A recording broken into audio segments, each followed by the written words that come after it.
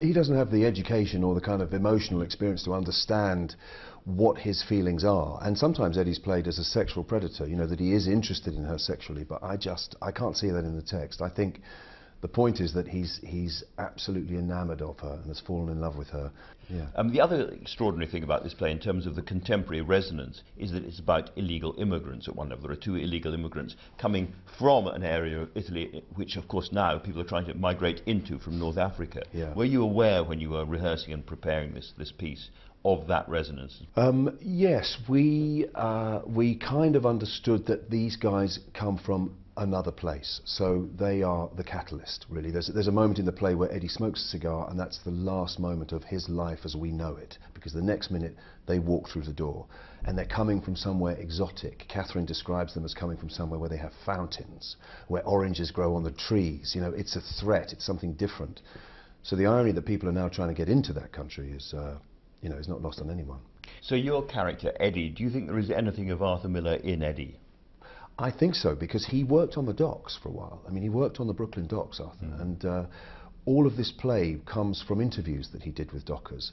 And of course, the relationship between an older man and a younger woman could have resonance with his relationship with Marilyn Monroe, and he was in that relationship, I think, at the time he wrote this play. Yeah. Now, it's for people who come to see it, they will see it's a very austere staging. You have the whole play in what is effectively a perspex box. Why is that? I think the director's idea is that there are some plays that are lost beneath the weight of their tradition.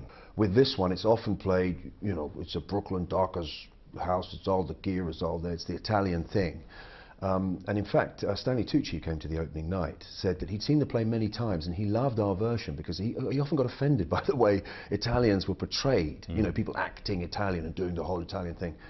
Ivo van Hove, the director's idea, was get rid of everything that is pretending to be real, and all you're left with are the words. So the austerity of it means that you're forced to listen to what the characters say to each other.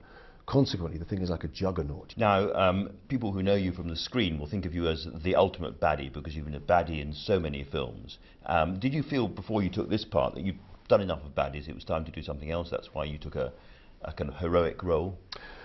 I took the role because it's just incredibly well written. Yes, it's so multi-layered. No, not at all, not at all, because I had been asked that before, because he's often played as a, you know, homophobic, misogynistic bully, so essentially he's not a nice guy, but I didn't see that in him. I saw a good guy basically trying to do his best, but consequently mucking everything up and causing the tragedy. The villain thing is great fun, I have to say. You just like playing villains? Yeah, I mean, they are... You know, America has a culture of heroes, so a lot of the American actors want to play the hero. They want to... And they want a Brit for the villain. Well, I think we grow up with Macbeth, Richard III, Coriolanus. We're not afraid of it. Whereas the Americans grow up with Homecoming King, you know, you can be president if you work hard enough. Yeah. They have this culture of the hero, and we're not afraid of the culture of the villain. So there's a very honourable roll call of British actors who've found their way over to Hollywood playing villains.